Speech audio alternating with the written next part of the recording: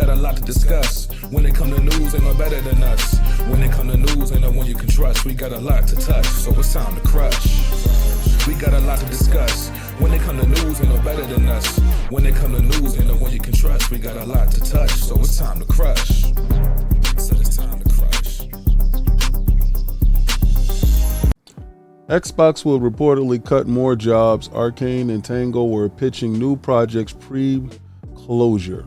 Earlier this week, Microsoft announced a number of studios were being shuttered, including Arcane, Austin, Prey, Redfall, they made those games, Tango Gameworks, The Evil Within, Hi-Fi Rush, and Alpha Dog Games, while Roundhouse Studios will be absorbed into ZeniMax Online Studios to work on Elder Scrolls Online. This follows nearly 1,900 layoffs earlier this year, largely from Microsoft's newly acquired Activision Blizzard teams. Unfortunately, it seems like this isn't the end of the pain. According to Jason Schreier of Bloomberg, folks across Xbox organization have been told more cuts are on the way. It's unclear at the moment which divisions will be affected or if any studio closures could be in the cards. While it's already fairly clear, according to Schreier's reporting, the closing of Arcane Austin and Tango Gameworks came as a shock to employees, as both studios was actually in the process of pitching new games and staffing them for future development. Tango was said to be pitching a sequel to Hi-Fi Rush, while Arcane was pitching a new single-player immersive sim in the vein of the Dishonored games. Now, of course, that's where the outcry is going to be. The outcry is going to be the Hi-Fi Rush sequel. And I hear everybody talking about that, and I understand that individuals will feel like that's an issue, because who don't want Hi-Fi Rush the sequel? Or something like Dishonored, you know. At an internal town hall, ZeniMax Media head Jill Briff said that the goal is to focus on Bethesda and on fewer, bigger projects, as it's hard to support 9 studios across all the world with a lean central team and ever-growing plate of things to do. Now, the thing about this is, what everybody doesn't realize, ZeniMax was in trouble before any of this happened, right? You got to go back to the beginning, the reason why they were acquired to begin with. Interesting, Jason Schreier also brings up Xbox Game Pass, which has stagnated in recent years, with gaming subscription service spending only 1% on growth over the past year. Schreier hints that this may be the reason for Xbox layoffs. When Game Pass was the focus, Microsoft needed a steady stream of exclusives to feed it. If Game Pass is no longer the focus, it perhaps makes more sense to focus on bigger AAA titles so they can go head-to-head with the competitors like Sony. I don't think this at all, this is conjecture. I don't believe this at all is the reason for those firings. I think those firings has a lot more to do with everything else. But that's a topic that we're going to talk about. Peace and blessings, and welcome back to Xbox Frontline News with your boy, the King. I'm going to take a break from social media. As far as Twitter goes, I see a lot of people trying to push their agendas, and their agendas is probably doesn't align with me being an Xbox guy. I play my Xbox regularly, and I enjoy over here. Also, you know, I play my PlayStation from time to time, and I play my Switch and other consoles from time to time.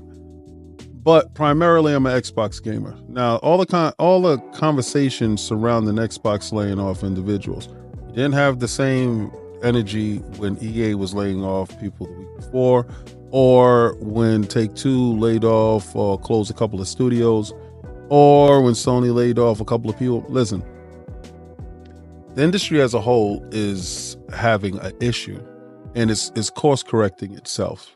They're trying to find a way to reach newer audiences, and it's like the growing pains of it. Now, nobody was complaining in the beginning when the pandemic started, and there was so many record hirings across the board to fill the gaps, because gamers out of nowhere were playing video games now. The disposable income from the stimulus checks that was being released pushed the economy artificially in a direction of splurge, right? Now that you have excess income, you're able to splurge on stuff that otherwise you wouldn't have. And that artificially inflated the economy when it came to video games.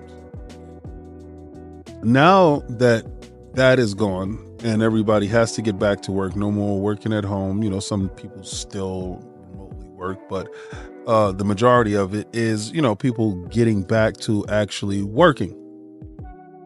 The debt that accrued during that period of time forces individuals to look at, and corporations to look at ways to fix these issues. ZeniMax was in a huge problem before Microsoft purchased them. Now, I'm one of those dudes that was pro acquisition because I'm a Xbox gamer. I game on Game Pass. So those games being launched inside Game Pass benefits me, benefits my subscription, and it's a win-win. Games is released, I'm a consumer, I play video games. Now, what I'm not going to do is try to act like I run a $3 trillion company. I do not run a $3 trillion company. And knowing this, knowing how hard it is to lay off one person, I honestly couldn't even imagine having to lay off thousands of people. I've saw individuals actually using this as severe talking points for console wars, right? And it got to a point where then I started seeing videos and then people on Instagram and with the fake caring, like they care for anyone other than themselves, and you can tell. It's just I don't come from that whole thing. I just don't, and I don't get it, and it sickens me to the point that you got to see people and you know who they are. Oh, well, I'm going to leave Xbox because they closed some studios and they did this and they did that. They're trying to figure out how to rebrand their channel, how to rebrand their group, how to align themselves with other groups in order to make money off of YouTube or whatever platforms that they desire.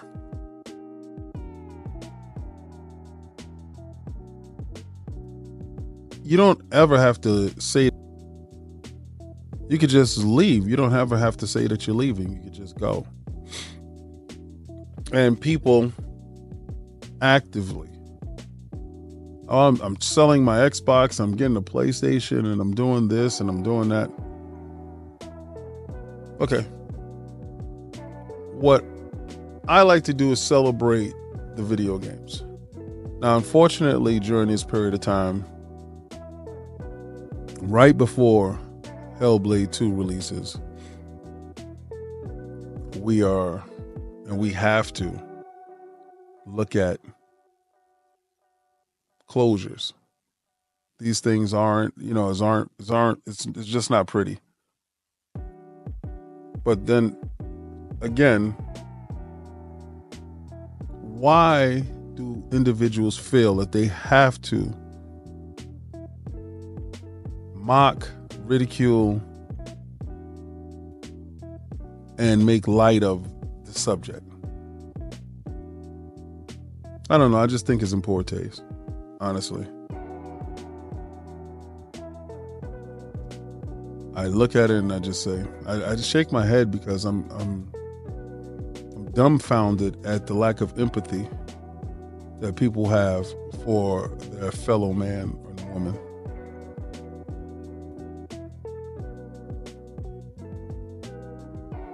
Of course, information is going to come out that they wanted to make new games and studios was gearing up and all this other stuff, because this is what a business does.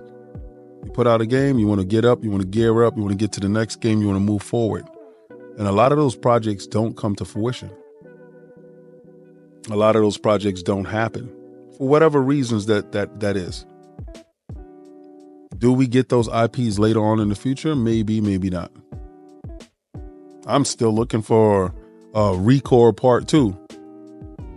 Right? I still am looking for Ben Studios' next project. I think the disconnect happens when we turn from consumer into entitled. And not every opinion needs to be heard. It's, somebody asked, why was I somber in the last video? Bro, if you had to report on people being fired, and I don't know if that ever hit you. I don't know if you're being fired has ever happened. I don't know if you ever lost your job or ever was on that end of it or ever had to fire somebody. But that is not a good feeling if you care about people. Whereas some people read stuff and see a number. I actually know some people. And that is scary within itself, where we are now.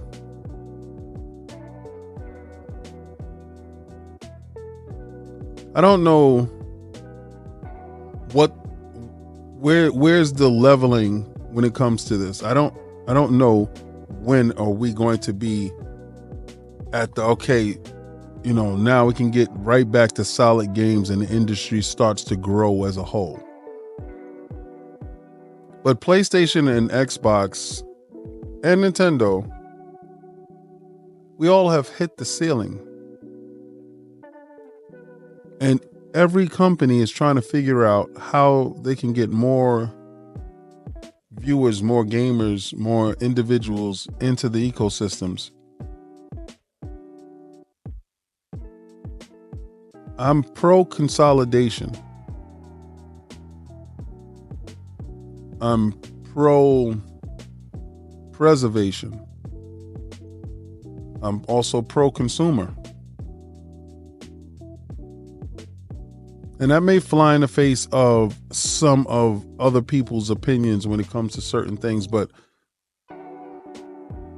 ZeniMax couldn't be up for grabs if it wasn't in trouble. You'll forget Fallout 76. You'll forget they were making Redfall ahead of time. A lot of these projects was due to come out, and a lot of these projects came out and stuff. It was just a little bit of a mess over there. So when they get to Microsoft doesn't have a fix-all button. And the same thing could be said for Sony with Bungie. They don't have a fix-all button. What they're trying to do is they're trying to fix it. Period.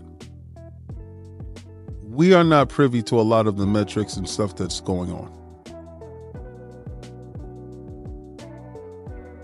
It's no way to word it that it feels good to anyone. But mockeries just for console warring sake, I'm just not with it. It's cool when we go at it, and I'm guilty of the stupidness as well. I'm not absolving myself from the stupidity. I'm not. I think this one hits a little bit different because I actually know faces and names.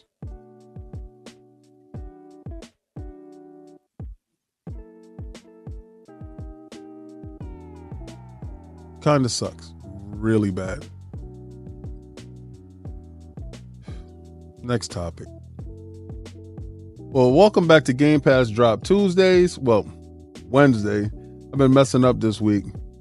But we have 2 games that had dropped in Game Pass. Now, to be honest with you, Game Pass had did Kona earlier on. I could have sworn Kona was here. Right? But okay, so we have Kona 2, Broom. Northern Quebec, 1970 bizarre Miss Broom is disconnected in a rural mining village from its quiet reality. Step into the shoes of Detective Carl Ferbert as he unfolds the mysteries haunting the region while battling for his own survival. And, you know, the game looks like the first one. Creepy as hell to me. Me personally, not a thing. I mean, I don't like walk around games like, games like Myst and stuff like that, but this is more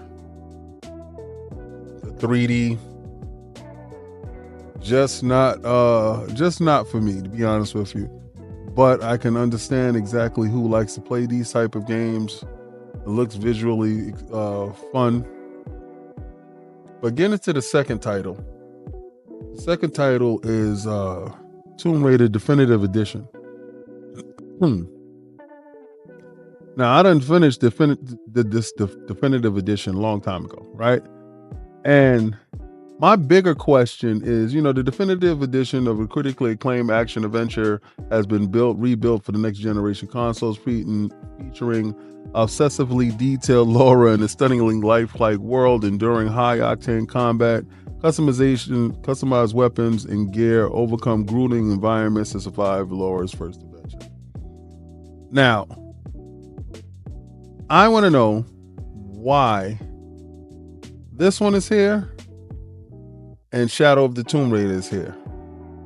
I want to know why. The new Lara Croft game, the new Tomb Raider game, is set to come out soon. I have a running theory that Crystal Dynamics will be purchased by Xbox, Microsoft, and I honestly believe that that's the next studio, and the new games, the new Tomb Raider, will be launched inside Game Pass. I'm just saying, sometimes you can see it playing out and it's wild crazy. I'm just saying. But this is the part in the video when I'm going to ask you to like, follow, and subscribe. And I'm going to throw that logo around Crystal Dynamics. And I'm going to tell you, try to play the Game Pass.